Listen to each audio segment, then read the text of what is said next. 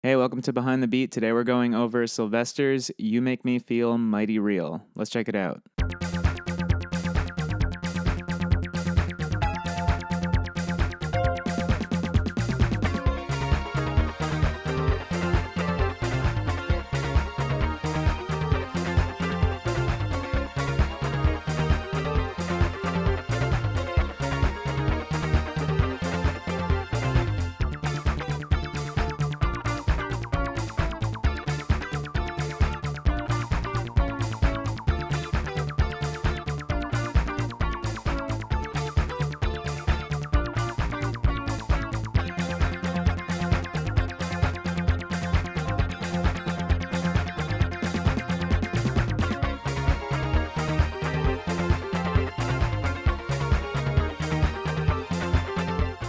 For the drums, we're using 6 samples, 4 from the Linn drum and 2 from the Oberheim DMX. We're using the kick, snare, clap, and open hat from the Linn drum, and the snare and tom from the Oberheim DMX. The main pattern is relatively simple and uses only the Linn drum samples. So we have kicks on 1, 2, 3, and 4, snares reinforced by claps on 2 and 4, and then open hats on upbeats. We want that snare mixed pretty quietly relative to the clap.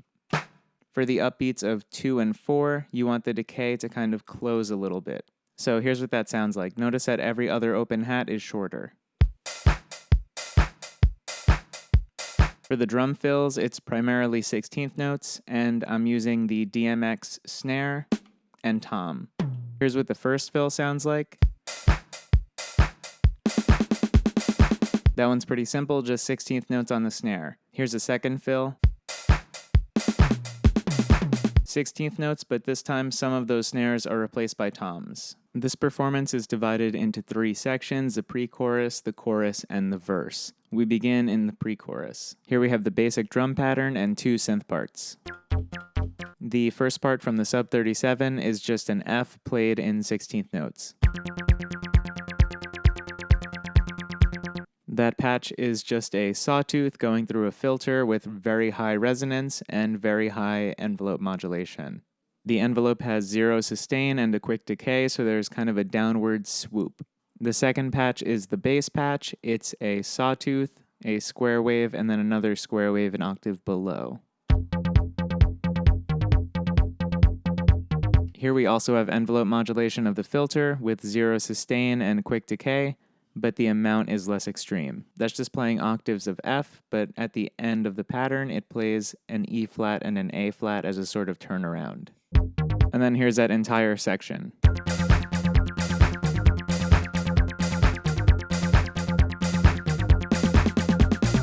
And with that snare fill, we're led into the chorus. Here, the squelchy patch on the sub 37 is muted, and we add chords from the quantum.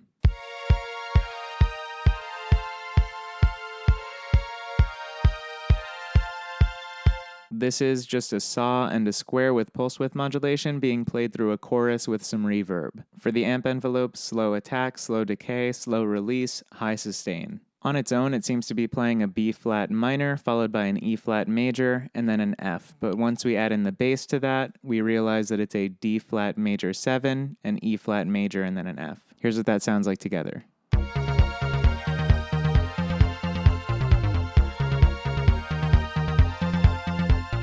That pattern leads us into the verse.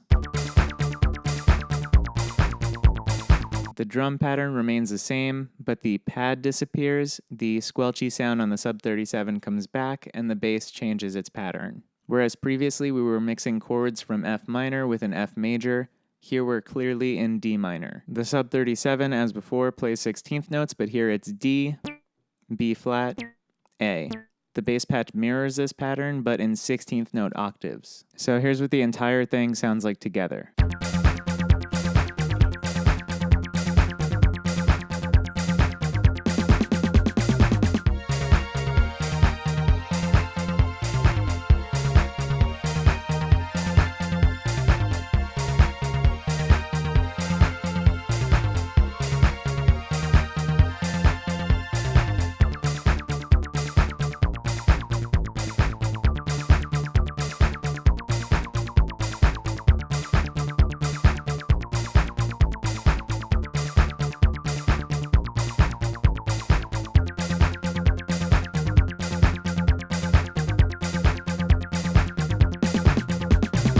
In addition to all of this, we have the guitar part, which is being run through a chorus. In the chorus, it's based around a 2-measure pattern. The first measure, we're playing a D flat major 7, followed by a D flat 6, and then an E flat sus4, followed by an E flat. And then in the second measure, we're alternating between an F add 9 and an F.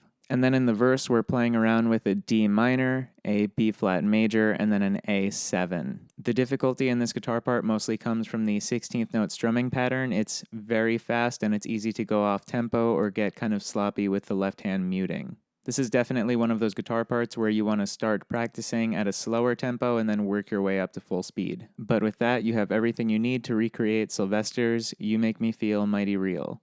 This has been Behind the Beat. Thanks for watching.